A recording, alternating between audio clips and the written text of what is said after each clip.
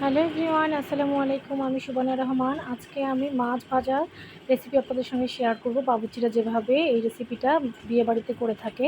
আমি প্রথমে বাদাম বাটা নিয়েছি, পেঁয়াজ বাটা নিয়েছি, তারপরে নিয়েছি আদা, রসুন, জিরা বাটা, ধনিয়া গুঁড়া দিয়েছি 1 চা চামচ, লবণ, হলুদ, মরিচের গুঁড়া পরিমাণ মতো সব দিয়েছি। আর এদিকটা দিয়ে দিলাম কর্নফ্লাওয়ার। সেক্ষেত্রে আপনারা চালের গুঁড়া অথবা ময়দা ইউজ করতে পারেন। আমি কর্নফ্লাওয়ার ইউজ করেছি। আর এদিকে দিয়ে দিলাম মাছগুলো, দিয়ে আমি ভালো করে মেখে নেব। ভালো করে মাখা হয়ে গেলে আমি 1 ঘন্টার জন্য রেস্টে রেখে দেবো এই মাছটা যত বেশিক্ষণ আপনারা রাখবেন তো মশলাগুলো ঢুকবে আপনার মাছের ভিতরে সুন্দরভাবে। সেক্ষেত্রে আপনাদের মাছটা খেতে অনেক মজা লাগবে। এই তো আমি রেখেছিলাম প্রায় 1 ঘন্টার মতো।